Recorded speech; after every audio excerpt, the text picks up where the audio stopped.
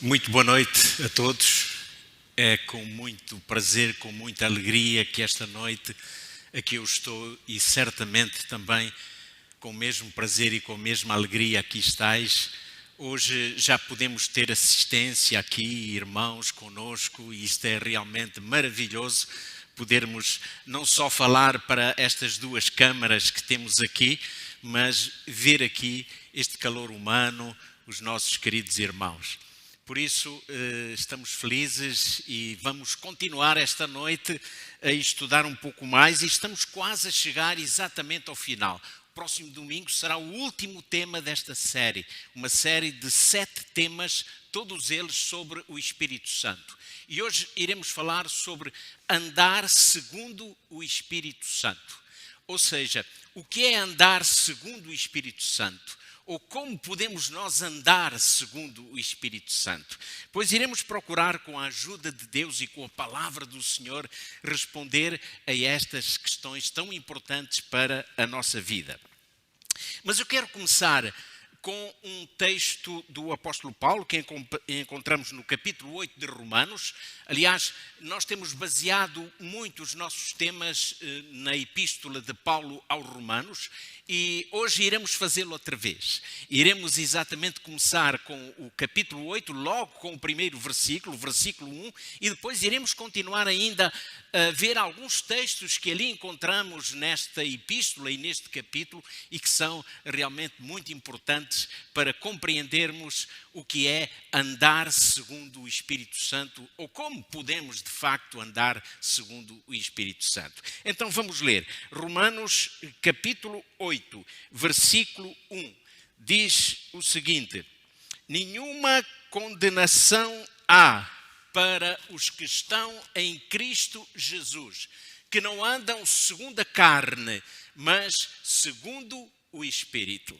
Vamos pensar, vamos parar aqui um pouquinho para pensarmos neste texto. Este texto é um dos meus preferidos do Novo Testamento. Todos nós temos textos preferidos, certamente não temos só um texto preferido, porque há realmente muita beleza na Bíblia e textos que, sobretudo, tocam o nosso coração, aquecem a nossa alma. E este é um desses textos, porque Paulo está a dizer, olha, não há nenhuma condenação para quem está em Cristo. Se tu estás em Cristo, não estás condenado. Então, quando eu olho para mim, para o meu passado, para os meus pecados, eu digo, como é possível isto? É possível por meio de Cristo. Se estás em Cristo, não estás condenado. Mas depois ele diz o que significa isto de estar em Cristo. E ele diz que são os que andam ou os que não andam segundo a carne, mas os que andam segundo o Espírito. E isto é estar em Cristo. Estar em Cristo é andar segundo o Espírito. Ou seja, é ser conduzido pelo Espírito Santo. Então, logo neste primeiro texto, nós encontramos aqui uma resposta a esta questão que colocamos no início, não é? O que é andar segundo o Espírito? É exatamente isto.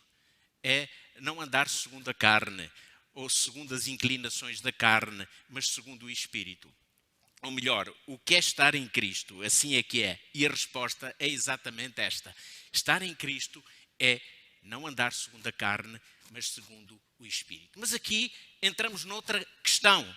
Reparem, as perguntas, as respostas vão sugerindo outras perguntas. Mas então, como é que é isto de andar segundo a carne? E o que é isto de andar segundo o Espírito? Pois é, em primeiro lugar, nós temos que pensar que Paulo está a falar aqui de duas inclinações. E nós vamos ver isso num texto da Palavra de Deus, que encontramos mesmo aqui em Romanos. Mas, em primeiro lugar, vamos pensar exatamente nisto. Nenhuma condenação há para os que andam em Cristo Jesus. Se lermos um pouco mais adiante, neste mesmo capítulo 8 e no versículo 14, Paulo vai falar da nossa filiação de Deus. E ele diz o quê? Ele diz exatamente, porque os que são guiados pelo Espírito de Deus, esses são os filhos de Deus. Habitualmente, nós ouvimos dizer que os sinais da nossa filiação de Deus são, em primeiro lugar, o sábado, segundo Ezequiel, capítulo 12, e versículos 12 e 20, ali está escrito, o Senhor diz, também vos dei os meus sábados e servirão de sinal entre mim e vós, para que saibais que eu sou o Senhor vosso Deus, ou para que saibais que eu sou o Senhor que vos santifica. Mas aqui Paulo também apresenta um sinal da nossa filiação de Deus. E ele diz então aqui no versículo 14, os que são guiados pelo Espírito de Deus, esses são os filhos de Deus. Então se andamos segundo o Espírito, se não andamos segundo a carne, se somos conduzidos pelo Espírito Santo, então somos filhos de Deus. É verdade que nós ouvimos sempre dizer que todos os que vivem neste mundo, todos os seres humanos são filhos de Deus. E na verdade são, porque no aspecto físico todos nós fomos criados à imagem e à semelhança de Deus. Foi Deus quem nos criou e no sentido da criação todos somos criaturas de Deus. Portanto todos existimos porque Deus assim o quis. E costumamos dizer, é Deus quem nos trouxe ao mundo. E este é o milagre do nascimento. E nesse contexto nós somos filhos de Deus. Mas no âmbito espiritual, o que Paulo está aqui a dizer, no capítulo 8 de Romanos e no versículo 14, é que para sermos realmente filhos de Deus no âmbito espiritual, na vida espiritual, nós precisamos de ser guiados pelo Espírito Santo. E este é o sinal da nossa filiação de Deus. Bom, o apóstolo Paulo, ele fala muito de duas naturezas. Ele fala muito da natureza carnal. Aliás, logo ali no primeiro versículo do capítulo 8, ele está a falar os que não andam segundo a carne, mas andam segundo o Espírito. Ele fala de duas naturezas. E num outro texto que encontramos, portanto, em Romanos capítulo 5, aliás, capítulo 8, neste mesmo capítulo 8, agora nos versículos 5 e 6, diz, porque os que são segundo a carne inclinam-se para as coisas da carne, mas os que são segundo o Espírito, para as coisas do Espírito. Olhem bem o que Paulo está aqui a dizer. E isto ajuda-nos a compreender que realmente nós temos duas naturezas ou duas tendências naturais na nossa vida. É uma tendência carnal e uma tendência espiritual. Por isso Paulo está a dizer, os que são segundo a carne, e quem são estes que são segundo a carne?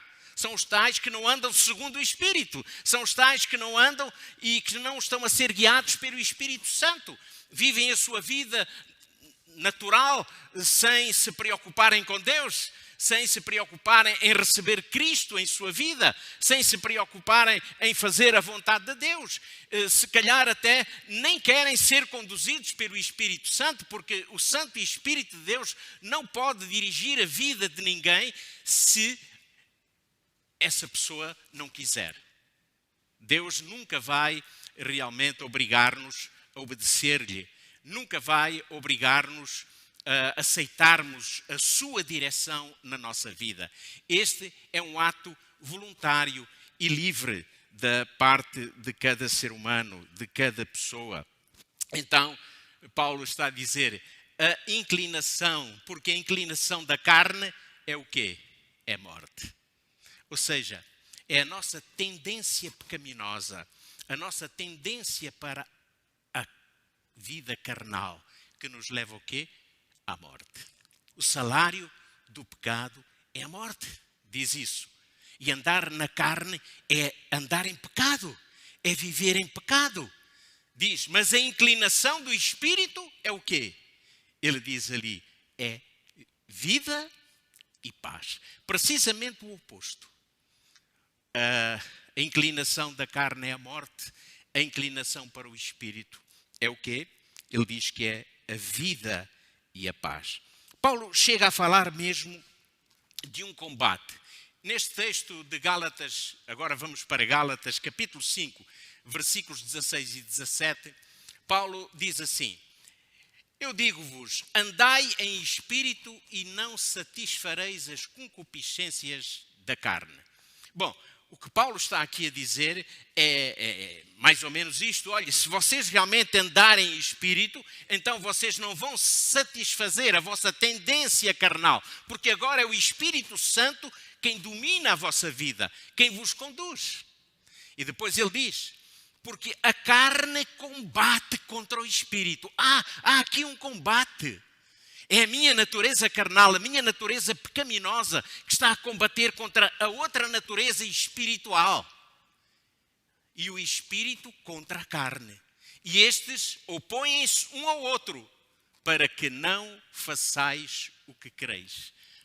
Sabem, o apóstolo Paulo, ele sabia muito bem do que estava a falar, porque ele próprio passou e viveu esse conflito como nós vivemos. Porque nós vivemos exatamente neste conflito. Olhem que Paulo dizia, e vamos ao capítulo 7 de Romanos, vejam bem o que é que Paulo falava da sua experiência, e ele dizia, porque o que faço não aprovo, pois o que quero, isso não faço, mas o que aborreço, isso eu faço. Vamos parar aqui para pensar um pouco nesta declaração do apóstolo São Paulo. Reparem bem, Paulo está a dizer, aquilo que eu quero fazer, eu acabo por não fazer. Aquilo que eu aborreço, é isso que eu vou fazer. Ou seja, eu estou sempre a tropeçar, há sempre alguma pedra no meu caminho. Não sei como resolver este problema. E agora depois, Paulo chega então, aliás, ainda no versículo 19, ele diz, porque não faço o bem que quero, mas o mal que não quero, esse eu faço. E então a que conclusão o apóstolo Paulo chegou? Lá no versículo 24, um pouco mais adiante, ele diz, miserável homem que eu sou, quem me livrará do corpo desta morte? Paulo diz, afinal eu sou miserável. Quem me livrará do corpo desta morte? Bom, meus queridos irmãos, para nós custa-nos muito aceitar que realmente somos miseráveis. Custa-nos muito. E até é uma palavra grosseira quando dirigida a alguém, não é? Ai de nós que chamemos alguém de miserável. Isso é rebaixar muito essa pessoa. Mas ela existe. E o apóstolo Paulo, ele quando falava de si, ele dizia, quando eu olho para dentro de mim, realmente é assim que eu me sinto, como um miserável. Alguém que realmente quer fazer o bem, mas faz o mal, não consegue, ainda não conseguiu vencer esta má tendência. Esta má tendência na sua vida continua ali presa. Então ele diz, eu sou um miserável. Isto faz-me lembrar uma história, é uma história banal, mas não deixa de ser interessante. Havia um homem que todos os dias de manhã levantava-se muito cedo e ia para o seu trabalho.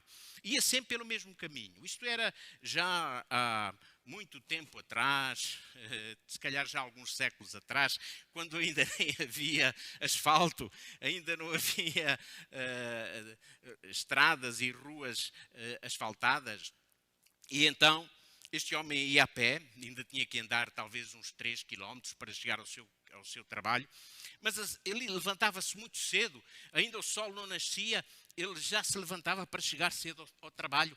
E quando ele ia caminhando, a certa altura do caminho, ele tropeçava sempre numa pedra. E sabem o que era? Ele tropeçava sempre na mesma pedra. Que coisa terrível, alguém que tropeça sempre na mesma pedra. Bom, às vezes ele não tropeçava, às vezes ele ia bem atento, lembrava-se, e via, bom, eu estou a chegar àquele lugar, olhava bem para o chão, para não tropeçar, e lá escapava. Mas por vezes ele ia distraído, e quando ele ia distraído, ele ia caminhando e tropeçava na mesma pedra. Andava sempre arranhado, como é natural. E um dia ele desabafava com um amigo, e dizia ao amigo, veja só, ou vê só o que é que me acontece. Eu, quando vou para o trabalho, quase sempre tropeço naquela pedra. E o amigo disse, bom, mas isso é fácil de resolver, é simples. Olha, o que tens a fazer é removeres aquela pedra, arrancares aquela pedra ali do teu caminho, nunca mais vais tropeçar nela. Ele disse, bom, mas isso é o que eu já fiz, já quis fazer. mas eu não tenho força suficiente para tirar aquela pedra do caminho, porque ela está muito profunda, está muito enraizada, como se costuma dizer, e ela não sai, não se move. Eu uso toda a minha força, mas não consigo removê-la. E então o amigo lhe disse: mas então pede ajuda. Se tu não consegues remover a pedra, pede ajuda. Pede ajuda a alguém. Olha lá, eu não sou o teu grande amigo, então eu estou aqui para te ajudar. Anda, eu vou contigo. E nós os dois vamos juntar a nossa força, vamos unir as nossas forças. A tua vontade e a minha vontade certamente irão fazer com que aquela pedra seja arrancada. E assim foram. E quando chegaram àquele lugar, lá estava a pedra. E eles agora, meus queridos, realmente o amigo era muito mais forte, mas muito mais forte. E então os dois começaram a tentar remover aquela pedra. E finalmente conseguiram os dois remover a pedra.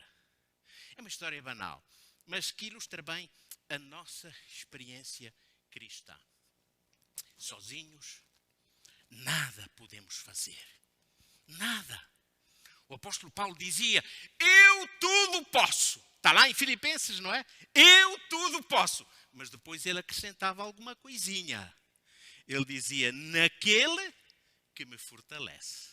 Eu tudo posso sim, mas naquele que me fortalece. E então é aqui que nós chegamos a esta conclusão tão importante. Sem a ação do Espírito Santo na nossa vida, a nossa natureza carnal vai continuar a fortalecer-se e a nossa natureza espiritual vai continuar a diminuir, a enfraquecer. Mas quando somos guiados pelo Espírito Santo, não estamos sozinhos. É por isso que Jesus disse que o Espírito Santo era quem? Ele diz lá, é o Paracleto, ou seja, o Consolador.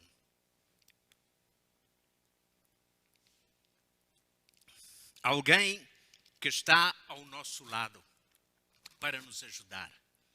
É isto que é andar segundo o Espírito Santo. É não confiar em si próprio, mas pedir ao Senhor: Senhor, eu não consigo. Bom, eu não sei, meu querido amigo, como está a tua vida.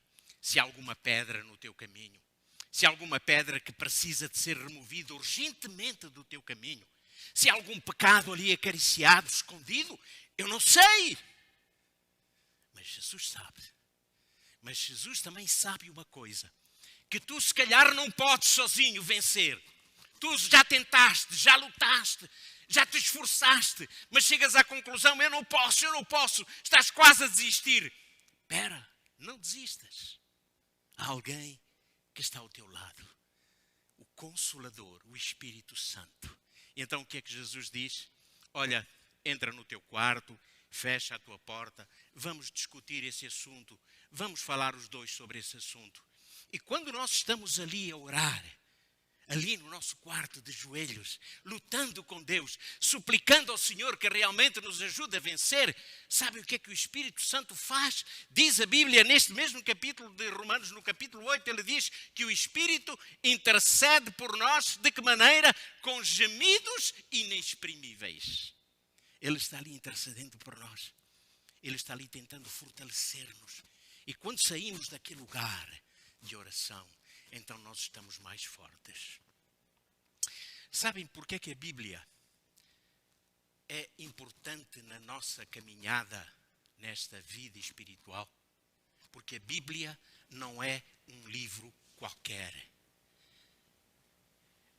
Pedro diz, inspirado pelo Senhor, que homens santos de Deus falaram inspirados por quem?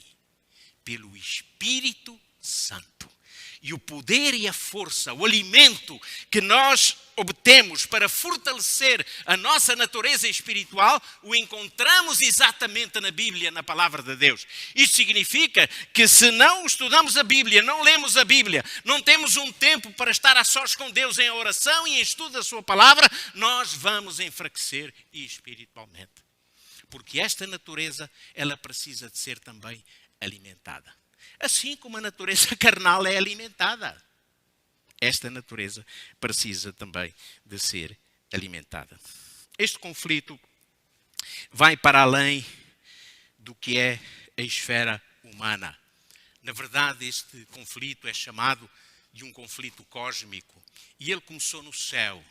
Começou no céu quando Lúcifer se rebelou contra o próprio Deus e quando a terça parte dos anjos do céu se uniram a Lúcifer e guerrearam os outros anjos comandados exatamente pelo nosso Salvador Jesus. E diz que Lúcifer foi expulso juntamente com os seus anjos, a terça parte dos anjos, para este mundo. Ele veio aqui morar neste mundo. E aquilo que realmente ele não conseguiu fazer no céu, que foi derrotar o Senhor, nem os anjos do Senhor, então ele está a tentar fazê-lo aqui na terra. E é por isso que nós somos tentados.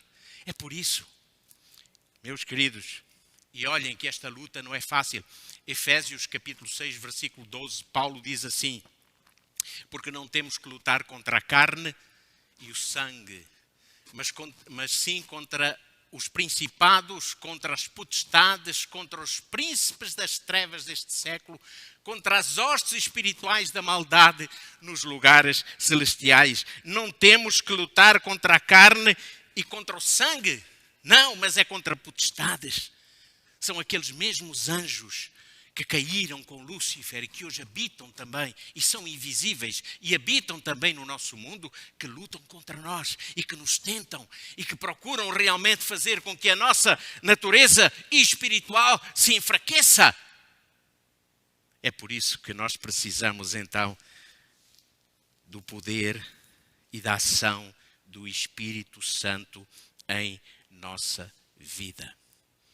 Meus queridos, quando consentimos que Ele o faça, o que é que começa a acontecer na nossa vida? Nossa vida começa a mudar. As pessoas que nos conheciam antes de aceitarmos Cristo e antes de começarmos a viver segundo o Espírito, vão notar diferenças na nossa vida, na nossa maneira de falar, no nosso comportamento, nas nossas atitudes. Vão notar diferenças na nossa vida. Até, por vezes, até na aparência física, notam alguma diferença. É verdade. Porquê? Porque quando realmente somos dirigidos pelo Espírito Santo, então nós passamos a produzir no nosso viver aquilo que a Bíblia chama do fruto do Espírito. E Paulo diz lá em Gálatas 5:22, nós conhecemos também este texto, ele diz que o fruto do Espírito é o quê? Em primeiro lugar, ele diz que é amor. Eu antes que vivia no meio do ódio, sentia por vezes ódio contra alguém, irava-me com facilidade, mas agora sou conduzido pelo Espírito Santo. E o que é que acontece? Agora a vida desta pessoa é diferente. Ela agora é capaz de amar o seu próximo, de esquecer a ofensa. Depois diz, é gozo. Mas que gozo é este? É satisfação interior por ter Cristo no coração. É paz. É esta paz que somos capazes de sentir mesmo quando há tribulações na nossa vida, quando há dificuldades na nossa vida. Estamos em paz. Longanimidade, benignidade, bondade, fidelidade, mansidão, domínio próprio. E Paulo diz, olha, contra estas coisas não há lei, contra estas coisas não há lei. Este é o fruto do Espírito. Este é o resultado na vida de aqueles que andam segundo o Espírito Santo. Quando este fruto do Espírito é produzido em nossa vida, nós passamos então a andar na luz. O pecado deixa de ser algo permanente na nossa vida, mas pode acontecer. Mas se acontece o pecado na nossa vida, é um acidente na nossa vida. Ou seja, eu agora não permaneço no pecado, mas o pecado pode acontecer. A nossa tendência carnal, a nossa tendência pecaminosa, por vezes nos leva exatamente ao pecado. Mas quando isso acontece, Então Deus abandona-nos. Deus diz, olha, já viste, tu pecaste, não vale a pena continuar. É isso que Deus faz? Não, sabem quem faz isso? É o diabo. O diabo é que faz isso. O diabo é que tenta colocar no nosso íntimo essa ideia de que realmente agora não há mais remédio para nós, porque afinal nós andávamos segundo o Espírito, de repente caímos, tropeçamos na pedra.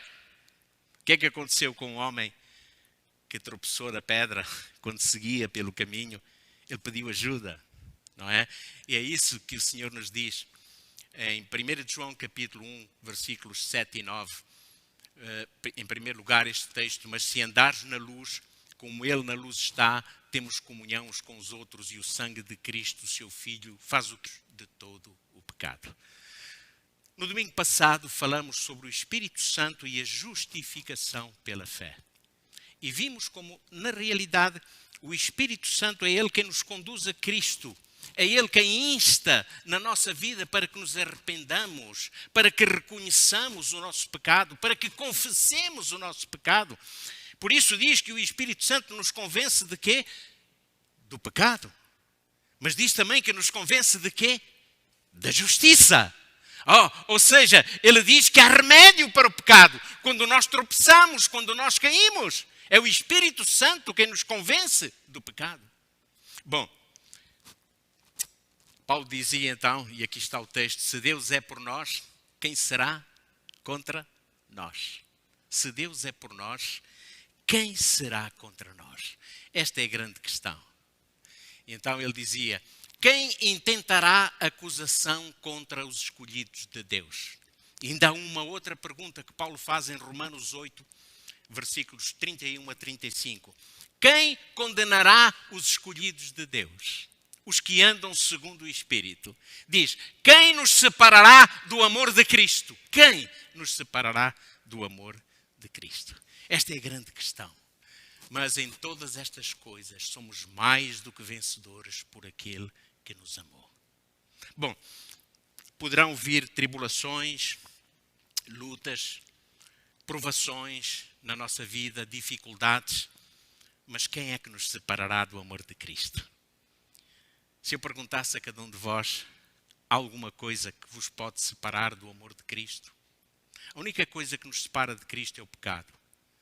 Mas já vimos pela palavra de Deus que para isso há remédio. E por isso temos o Espírito Santo do nosso lado, o Consolador, que nos ajuda a vencer o pecado. Bom, quem nos separará do amor de Cristo? Em todas estas coisas somos mais do que vencedores. Sabem, esta semana nós ouvimos notícias que nos preocuparam um pouquinho sobre esta, e noutros países a preocupação foi muito maior, principalmente no Reino Unido, com esta tempestade chamada Eunice. É interessante que para os furacões, para as tempestades, põem sempre nomes muito bonitos, não é? Como este Eunice. E sabem que este nome Eunice, ele é a tradução de um nome grego, que é Euneike. E este nome significa uma coisa interessante. Eunice significa vitorioso ou vitoriosa. Ou seja, aquele que vence sempre. Aquele que sempre vence em todas as batalhas. Aquele que nunca é vencido. É o que significa este nome. E realmente esta tempestade parece invencível, pareceu invencível, não é? Eu vi, e hoje temos aqui conosco, eu tenho a alegria de ter aqui esta noite, aquele também que começou por apresentar o programa, o meu querido amigo Pedro, que é piloto, e eu via, Pedro e queridos irmãos, uma reportagem que passou na televisão de um avião de uma companhia aérea que tentou aterrar num aeroporto em Londres. E nós começamos a ver aquele avião a balançar de um lado para o outro, O piloto fez várias tentativas para tentar aterrar naquele aeroporto, naquela pista.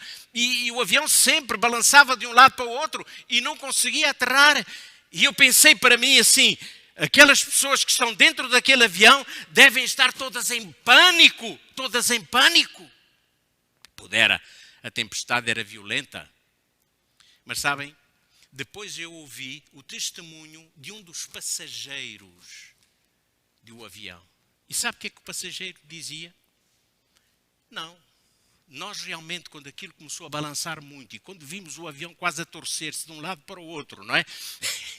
Então, nós realmente tememos, mas de repente, pelo sistema de som do próprio avião, começamos a ouvir a voz do piloto.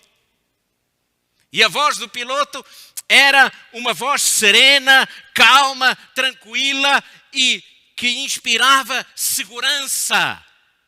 Porque ele pôs os passageiros à vontade, dizendo, não se preocupem, nós vamos aterrar no outro aeroporto, porque não temos, por questões de segurança, mas vai tudo correr muito bem, fiquem tranquilos, calmos. E diz que todas as pessoas, ao ouvirem o piloto, se sentiram como? Tranquilas e seguras. Oh, meu querido amigo, meu querido irmão, neste caminho, nesta viagem que todos nós estamos a fazer, por vezes vêm muitas eunices, não é? Violentas, tempestades em nossa vida. Mas nós temos um piloto. Alguém que está ao leme. E quem é este que está ao leme da nossa vida? É Jesus. Por isso Paulo diz, aqueles que estão em Cristo não têm condenação, estão seguros, porque andam segundo o Espírito. Isto é estar em Cristo. E nós podemos caminhar cada dia com esta certeza de que com Cristo estamos seguros. Poderão sim vir tempestades em nossa vida, mas estamos com Cristo. E quando estamos com Cristo, meus amigos, estamos seguros. Mas Paulo, e é com este texto que eu gostaria de terminar esta noite, porque o apóstolo Paulo, ele responde a todas aquelas questões. Ele diz, porque estou certo de que nem a morte, nem a vida, nem os anjos, nem os principados, nem as potestades, nem o presente, nem o porvir, nem a altura, nem a profundidade, nem alguma outra criatura nos poderá separar do amor de Deus que está em Cristo Jesus, nosso Senhor. Quem nos separará do amor de Cristo? Nada. Nada nos pode separar do amor de Cristo. Meu querido amigo, há alguma coisa em tua vida que te separa do amor de Cristo? Nada nos pode separar do amor de Cristo. Se tu por acaso te sentes assim, então, mais uma vez esta noite eu te digo, entra no teu aposento, fecha a tua porta, abre o teu coração a Jesus, o teu amigo, e diz que Ele te ouvirá. A Bíblia diz que Ele te recompensará. A recompensa o Senhor te dará. O Espírito estará ali intercedendo por ti com gemidos inexprimíveis, te fortalecendo. Nada, não há nada que nos possa separar do amor de Cristo. Bom, meus queridos, nós vamos terminar mesmo no próximo domingo esta série de estudos e no próximo domingo iremos dar continuidade, digamos assim, a este tema. Na verdade, todos os temas se têm sucedido e no próximo domingo iremos falar sobre o Espírito Santo e os filhos de Deus. O prazer de andar segundo o Espírito Santo. A alegria e o conforto que podemos ter quando realmente somos dirigidos pelo Espírito Santo. E o meu desejo sincero é que realmente você seja dirigido pelo Espírito Santo. Que Deus o abençoe. É a minha oração. Amém.